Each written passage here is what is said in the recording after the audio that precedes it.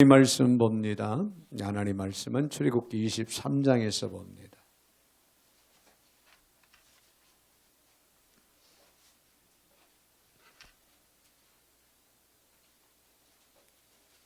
출애굽기 23장 14절 19절까지 제가 받들어 봉독에 올립니다. 너는 매년 3번 내게 절기를 지킬지니라. 너는 무교병의 절기를 지키라. 내가 내게 명령한 대로 아비월에 정한 때 1회 동안 무교병을 먹을지니 이는 그 달에 네가 애굽에서 나왔음이라. 빈손으로 내 앞에 나오지 말지니라. 맥주절을 지키라. 이는 네가 수고하여 밭에 뿌린 것의 첫 열매를 거둠이니라. 수장절을 지키라. 이는 네가 수고하여 이룬 것을 연말의 밭에서부터 거두어 저장함이니라. 내 모든 남자는 매년 3번씩 주 여호와께 보일지니라. 너는 내 제물의 피를 유교병과 함께 드리지 말며 내 절기 제물의 기름을 아침까지 남겨두지 말지니라. 내 토지에서 처음 거둔 열매 가장 좋은 것을 가져다가 너희 하나님 여호와의 전에 드릴지니라. 너는 염소 새끼를 그 어미의 젖으로 삼지 말지니라. 아멘. 19절까지 버터로 봉독에 올렸습니다. 사랑의 주님 감사를 드립니다. 은혜 중에 어김없이 오늘도 저희들을 불러주시 또 말씀 앞에 세워주시는 주님. 오늘도 귀한 말씀을 잘 듣고 깨달아 귀한 말씀을 따라 지켜 행할 수 있는 신실하고 거룩한 성숙한 그리스도인들이 다 되게 하여 주옵소서. 오늘도 부족한 정의 입술을 주관하시고 사용하시되 우리 하나님 홀로 영광을 받아 주시옵소서. 예수님의 이름으로 기도하옵나이다. 아멘 아멘. 할렐루야. 우리 한번 옆에 분들하고 인사할 때 이렇게 인사하겠습니다. 모든 것이 하나님의 은혜입니다. 네, 모든 것이 하나님의 은혜입니다. 참 은혜. 제 딸이 은혜입니다. 이름을 은혜라고 아예 낳기도 전에 연애할 때 제 한 사람은 연애할 때 아예 그냥 딸 원했고 그리고 이름을 아예 지었어요. 은혜. 그러고 다녔어요. 세상 말로 멍청했죠. 그런데 정말 하나님이 은혜를 주셨어요. 선물로. 그래서 은혜라고 이름을 졌고 은혜를 보니까 은혜 이름대로 살아요. 하나님의 은혜로 삽니다. 그래서 늘 감사하고 정말 하나님의 은혜가 아니면은 우리가 여기까지도 올 수 없었는데 하나님의 은혜로 살고 있구나. 늘 그렇게 생각하고 깨닫고 고백을 합니다. 바다에 사는 물고기 한 마리가 스승에게 질문을 했다고 합니다. 바다가 뭐죠? 그리고 바다가 어디 있고 어떻게 하면 그 바다에 갈 수가 있는가요? 저는 바다를 느끼고 싶습니다 하고 그렇게 질문을 던졌대요. 그러자 선생님은 미소를 머금고 아주 작은 목소리를 말을 합니다. 지금 우리가 사는 곳이 바다다.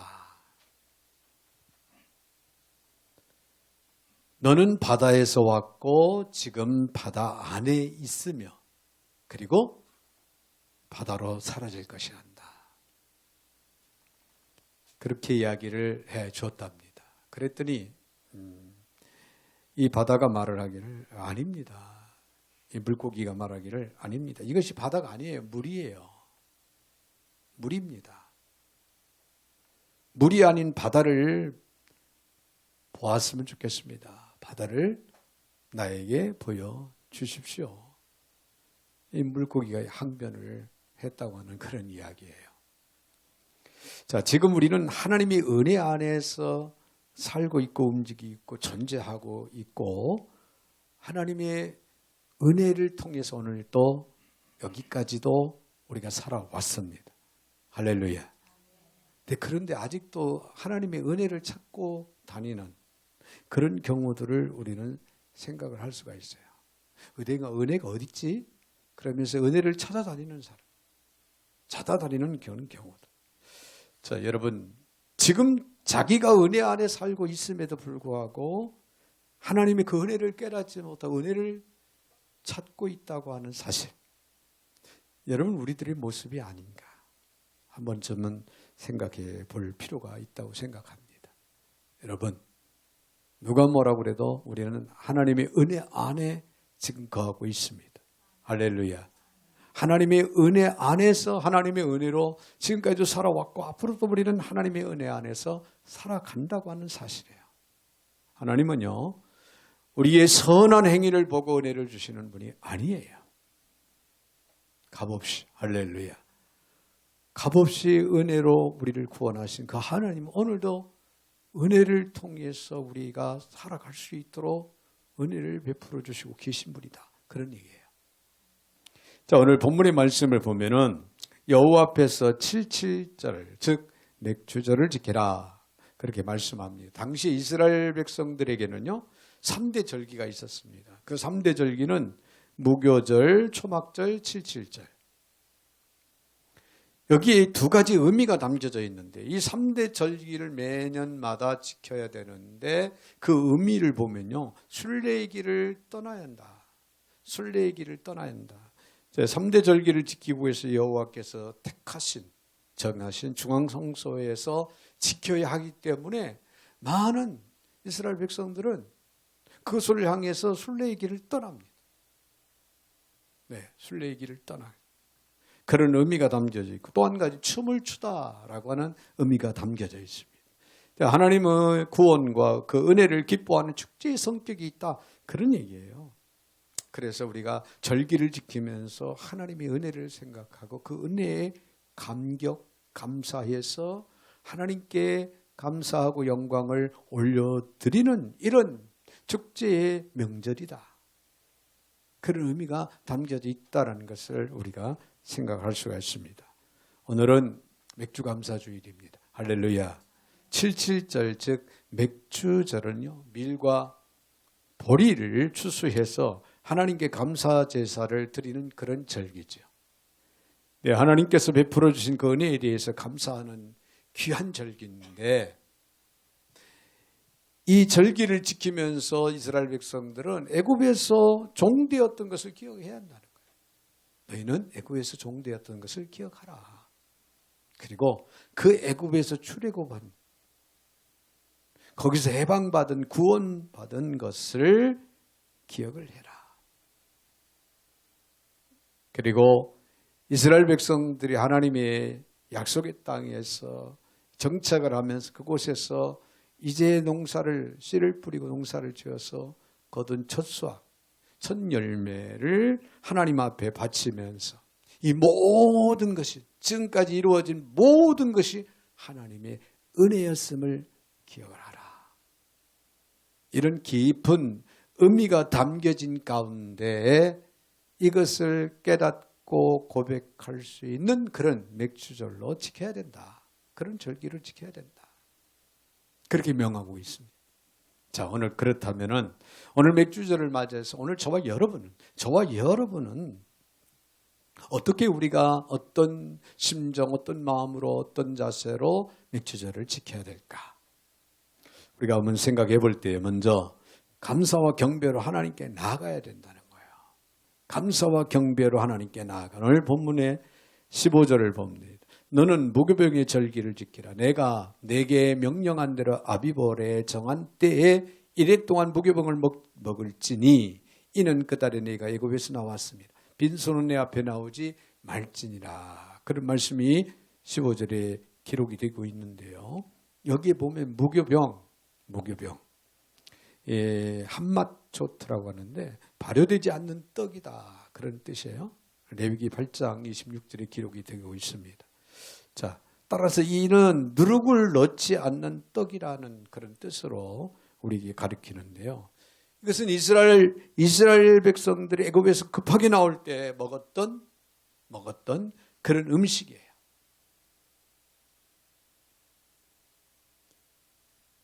그들이 겪었던 무엇을 상징하냐면 그들이 겪었던 고생, 그들이 겪었던 고생을 상징을 하고 있는데요. 이스라엘 백성들이 이처럼 하나님의 은혜로 출애굽을 한 그 역사를 기억하고 기념하기 위해서 출애굽 당시에 먹었던 누룩 없는 떡, 발효되지 않는, 부풀지 않는 그 무교병을 먹어야 했다. 그런 얘기예요. 왜 굳이 무교병을 먹으라고 했을까? 그날을 잊지 말라는 거예요. 너희들이 출애굽, 내 이스라엘 백성들이 애굽에서 430년 동안 노예 생활을 하다가 극적으로 하나님의 놀라우신 은혜와 축복 가운데 출애굽을 하잖아요. 그 잊을 수가 없죠. 이걸 영적으로 본 구원의 역사인데 그날을 우리가 잊을 수가 없죠.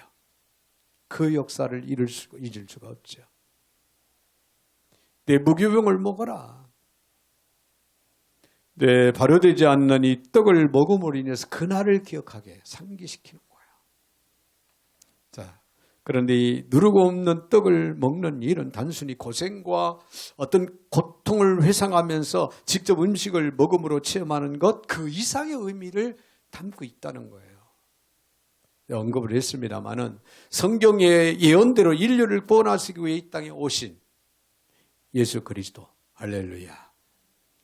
예수 그리스도를 무음하고 순결한 인격과 십자가에 달려 고통당하신 그분의 거룩한 희생, 죽기까지 자신을 하나님께 기꺼이 드린 예수 그리스도의 전적인 헌신을 예표하고 있다는 거예요. 예표. 그러므로 우리가 구원받은 것은요, 예수 그리스도의 구속의 은혜를 통해서 받았다라고 하는 사실. 여러분 오늘 맥주 감사주의를 보내면서 이 사실을 다시 한번 마음에 깊이 새기고 감격하고 감사하고 고백할 수 있는 그런 자리, 그런 시간, 그런 맥주절이 되어야 된다. 그런 얘기예요. 할렐루야. 할렐루야. 자, 또한 하나님께서는 이스라엘 백성이 무교절에 하나님께 예배드리러 나올 때 어떻게 나와라? 빈손으로 오지 말라고 그렇게 명을 합니다. 네. 오늘 15절 하반절에 그렇게 기록하고 있죠. 하나님께 예배드리러 나올 때 빈손으로 오지 말라. 빈손으로 오지 마라. 즉 반드시 하나님께 바칠 예물을 가지고 오라고 그렇게 말씀하신 거죠. 자, 그러면 왜 하나님께서 이스라엘 백성들에게 예물을 요구하고 계실까요? 하나님께서 물질이 탐이 나셔서 그랬을까요? 아니면은 하나님께 무엇이 부족해서일까요? 그것이 아닙니다. 세상의 모든 것이 다 하나님께로부터 옵니다. 할렐루야. 하나님 만물을 창조하셨고 지금도 주관하시고 섭리하시는 그분. 모든 것이 다 하나님에 속해 있고 하나님의 것이다.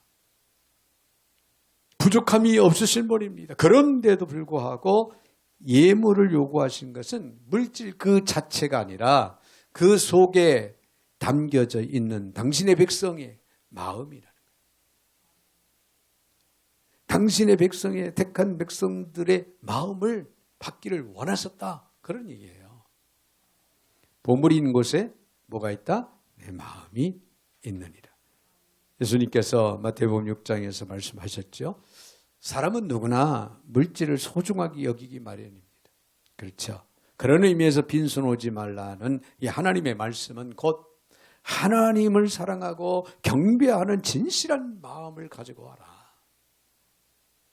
그거 없이는 하나님께 나오지 말라는 말씀이 되고 하나님께 나오는 자는 반드시 그 마음을 가져야 된다. 그렇게 오늘 우리에게 가르치고 있는 겁니다. 여러분, 우리 마음이 얼마나 중요한 건가를 다시 한번 우리는 기억을 해야 됩니다. 하나님께서 자기 백성에게 원하시는 건 물질도 아니에요. 화려한 예배도 아닙니다. 저 농촌, 저 벽천, 저 섬마을에 한두 명이 모여서 주의 이름으로 예배하는 그 예배 속에도 주님은 임재하시고 주님은 기쁘게 받으실 수 있다는 거죠. 중요한 것은 뭐다? 마음이라는 거예요. 하나님을 사랑하는 마음, 하나님을 경배하는 마음, 하나님께 은혜에 대해서 감격, 감사하는 마음, 이런 마음을 가지고 하나님 앞에 드려지는 예배, 드려지는 맥주 감사전이 되어야 된다. 그런 얘기예요. 할렐루야. 자, 더 나아가서는 우리가 거둔 열매가 하나님의 은혜로 된 것임을 우리가 알아야 된다는 거예요. 자, 오늘 본문의 16절을 봅니다. 맥주절을 지키라. 이는 내가 수고하여 밭에 뿌린 것의 첫 열매를 거둠이니라. 수장절을 지키는 내가 수고하여 이룬 것의 열말에 밭에서부터 거두어 저장함이니라. 자, 오늘 이 말씀은 이스라엘 백성이 지켜야 할 두 번째 절기인 맥주절. 이 맥주절에 관한 하나님의 명령이 기록이 되는데, 이 맥주절은요, 이스라엘 백성이 밭에 뿌린 것의 첫 열매를 거둘 때, 이 거둘 때를 기념해서 자신들이 거둬들인 그 열매의 처음 것을 하나님께 바치라는 거예요. 하나님께서 이 절기를 지키라고 명하신 것은 이스라엘 백성이 밭에서 거둬들인 그 열매가 하나님의 은혜로 된 것임을 인정하게 하기 위해서라. 그런 얘기예요.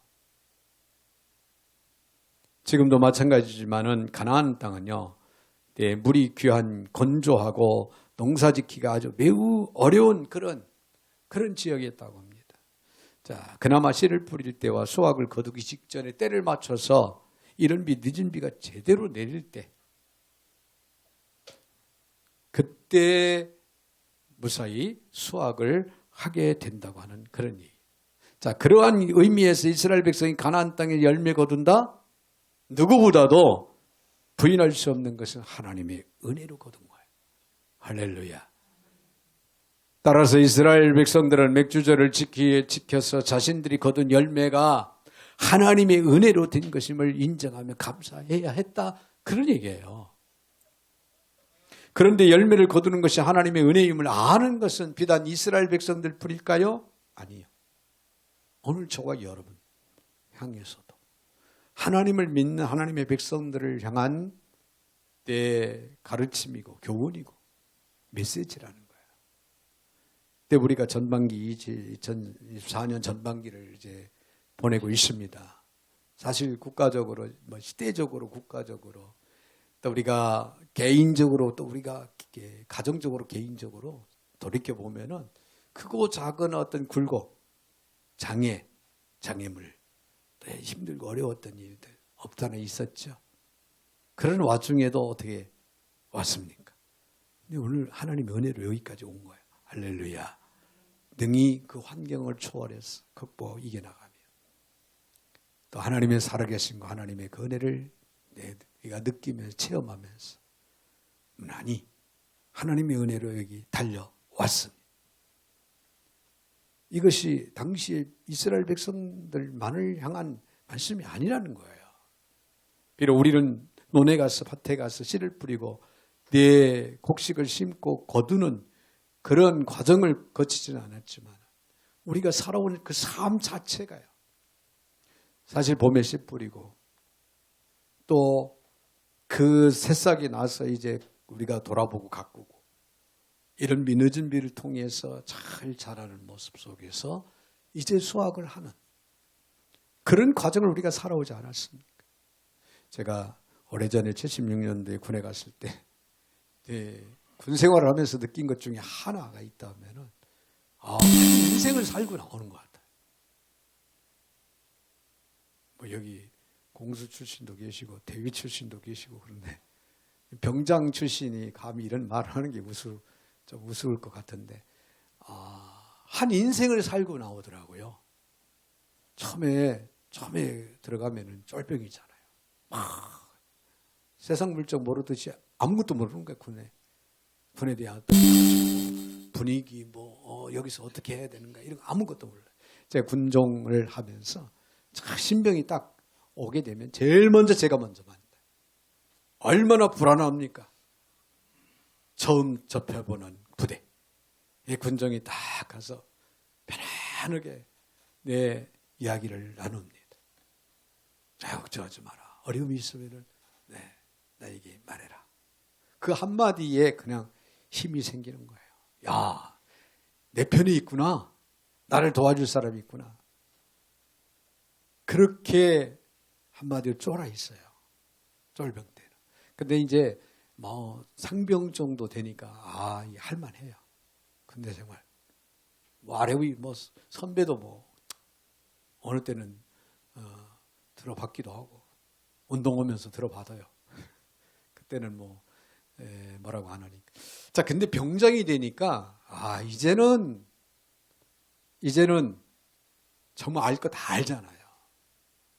알 거 다 알고, 그리고 더 나아가서는 이제 사회에 나가서 어떻게 살아갈 것인가 고민도 하고, 그렇게 사회에 나갈 준비를 하고, 그러고는 제대를 하더라는 거예요.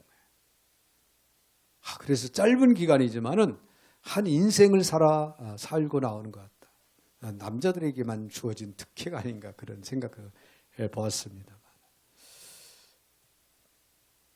그렇게 깨닫고 이 사회에 나와서 접하니까 나름대로의 삶을 나름대로, 그래서 군대 갔다 와야 된다. 군대 갔다 와야 철이 된다. 아마 그런 이야기들을 하지 않나 하는 생각도 해봅니다. 여러분, 전반기 우리는 수고의 땀을 아끼지 않고 흘리면서 달려왔습니다. 어떤 열매가 됐든 간에 나름대로의 열매를 맺고 열매를 맺히기 위해서 달려왔습니다. 그러나 여러분, 하나님의 은혜가 아니었다면요, 그 열매가 다 죽종이가 될 수 있는 거예요. 재난 때문에 하루아침에 물거품이 되어버리고, 어떤 시대의 상황, IMF, 외환위기 이런 것 때문에 하루아침에 어려움이 그냥 불어닥쳐서 쓰나미처럼 밀려와서 다시 일어나지 못하는 사람도 있고, 일어나는 과정이 너무나도 힘든 과정을 겪는 그런 사람들도 없잖아 많이 있었다는 것. 수고와 노력의 열매를 거두는 듯 하다가 다른 사람에 의해서 혹은 천재지변에 의해서 한순간에 잃어버리는 경우, 얼마든지 있고 얼마나 많이 있는지를 우리는 압니다. 하나님의 은혜가 없었다면 우리는 죽정이를 거둘 수 있었고 열매를 결코 거둘 수 없는 상황이 일어날 수도 있었다, 그런 얘기예요. 이거를 여러분 인정해야 됩니다. 하나님의 은혜로 오늘 우리가 이 자리에 섰다. 할렐루야. 할렐루야. 신실하게 여러분이 결단을 고백할 수 있는 시간, 그런 맥주 감사 주일이 되어야 될 줄 믿습니다. 자, 우리가 첫 열매 하면 여러 가지로 생각할 수가 있어요. 감사의 첫 열매, 생활의 첫 열매, 신앙의 첫 열매. 여러분, 감사의 첫 열매, 모든 소득의 첫 열매. 첫 열매를 드려라. 네, 저희 가족들 어릴 때부터 첫 열매가 매우 중요하다. 저는 시골에서 자라다 보니까 시골의 그 집사님들이 가지를 심고 고추를 심고 오이를 심어서 첫 열매를 꼭 따가지고, 좋은 게 아니라 첫 번째 태어난 거, 열린 거, 그걸 꼭 따갖고 와요. 문자 그대로 그냥 받아들여요. 그래가지고는 그때는 이제 담임들이, 목사님이 계실 때도 있었지만은 전도사님들이 계신 경우도 있어요. 담임 교육자들이 꼭 드시라고 하죠. 또 단에 올리기도. 소득의 첫 열매. 그래서 직장 가면은 첫 번째 월급은 첫 열매로 드려라. 그렇게 가르치고 그렇게 실천을 해오는 모습을 보고 그랬는데, 이 소득의 첫 열매, 하루의 생활의 첫 열매. 사실은 우리 한국은요, 대한민국은 새벽 기도에 참 마음이 무겁고 안타까운 것은 점점 가면 갈수록 이런 예배들이 사라진다는 거예요. 여러분, 예배가 사라지는 건 누가 기뻐하냐면 마귀가 기뻐하는 거예요. 저런 이유, 이런 이유를 내 앞세워서 우리는 예배를 자꾸만 소멸시킵니다. 그러나 하나님은 예배를 귀하게 여기시고, 예배를 통해서 우리를 만나주시기도 하고, 예배를 통하여 말씀도 하시고, 예배를 통하여 영광을 받으시고, 할렐루야. 이 소중한 예배. 여러분, 생활의 첫 열매는 새벽에 하나님 앞에 엎드려 예배하고 기도하는 거예요. 소중한 하루의 일과를 시작하기 전에 먼저 하나님 앞에 일어나서 여러분 침대에서라도 무릎 꿇고 기도하는 거, 이거 하루 생활의 첫 열매입니다. 할렐루야. 이거 해야 돼요. 이거 드려야 됩니다. 이거 드려야 돼요. 어떤 방법으로든 간에 여러분들이 하루의 첫 시간을 하나님 앞에 드릴 수 있다고 하는 것은 영적인 삶이 여러분 소중한 것이라는 걸 잊지 마시기 바랍니다. 신앙의 첫 열매, 신앙생활 속에서 항상 우선순위를 두는 거예요.